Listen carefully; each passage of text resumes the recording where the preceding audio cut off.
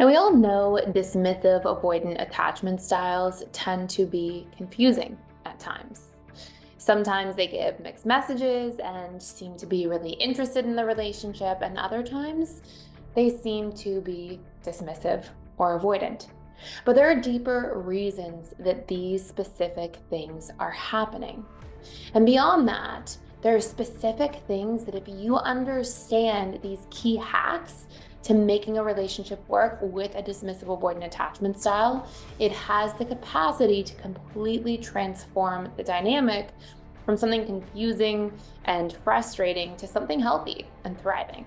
So in today's video, we are going to go through 3 key secrets the dismissive avoidant doesn't want you to know because they fear that vulnerability. They fear often being seen very deeply, but that actually are really healthy things to understand that can make a huge positive impact on your connection with them.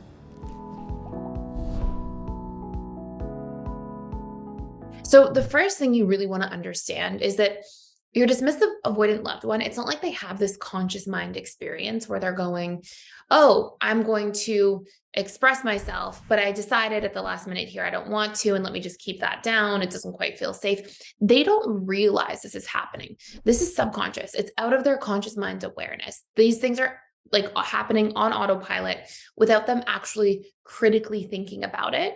Instead, it's just like a response that's taking place without their conscious mind's real input, if anything.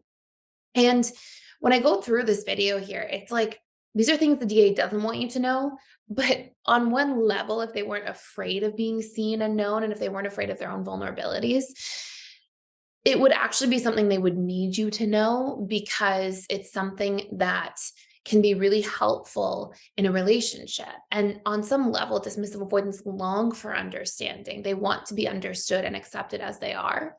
So anyways, that's almost like bonus number 4. But the first one that's really important to know is dismissive avoidance do have feelings. They do feel a lot. They just don't express their feelings outwardly, and they are likely to repress feelings more. I've had hundreds, if not thousands, of one-to-one conversations with dismissive avoidance for the client practice I ran for the better part of a decade. And in that experience, I saw time and time and time again that a dismissive avoidant was still feeling their fears, feeling sadness, missing a partner, caring about them, feeling love. But it was something that they were afraid to even bring up to the conscious mind surface. And it was something that they were kind of busy trying to stuff down because just within that feeling or set of feelings, there was also fear associated. And this is what I mean on this channel when I talk about DAs being in their feelings minus their fears. It's like their feelings can kick off their fears. And so they feel what the other attachment styles are feeling. I would say sometimes a slightly more muted response by comparison, like 80% of what an FA tends to feel, because they tend to have their feelings magnified and they really live in those feelings. And same with APs as a general rule. But it's not that DAs don't even have the capacity to feel those things. It's that their automatic coping mechanism is to try to push those things down or to try to avoid them. And so they often live in a state of doing that. Like if you watch a dismissive avoidant closely, they are often escaping into things all the time. And it's not that they're like, so they may escape into their phone, into social media, into text messages, into a TV show, into a video game, into, one thing after another. And it's all basically a self-avoidance mechanism.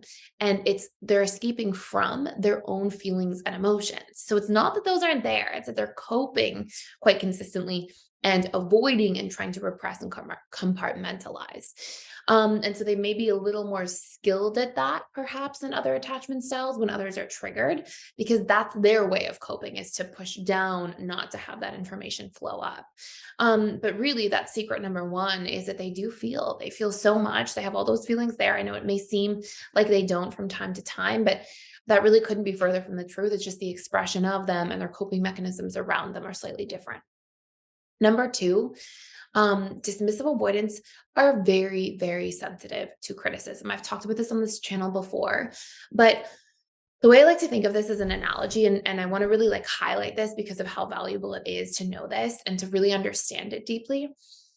An analogy would be if I come to you and in your bank account, you have $20 and I say, I need to borrow 15, or I need to borrow 25 and put you in overdraft.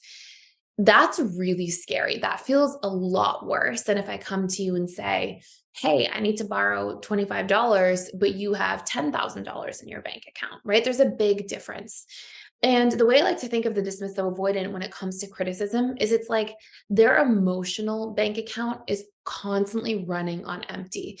And so when they have something that has a negative response, like criticism, it like puts them in overdraft. It literally, it's like they're already running on empty so much emotionally and really trying to repress and disconnect from and avoid so many of their own feelings that when somebody then comes along, especially in relationships, that brings out some sort of negative comment or criticism towards them, it stings so deeply and lands so deeply because they're already not having a lot of nurturing there that they're coming from. So this is really important. And I really want to highlight, and I'm going to make probably a whole separate video about this, but I really can't stress enough that behind every criticism, we just have a need that hasn't been expressed. If you say to somebody, you never do the dishes. Okay, well, you need support around the house. You need somebody to help you do the dishes. If you say to somebody, you never spend time with me.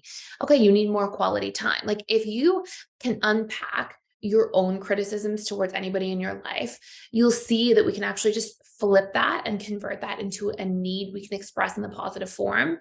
And that's going to go a very, very long way in constructive communication in a relationship.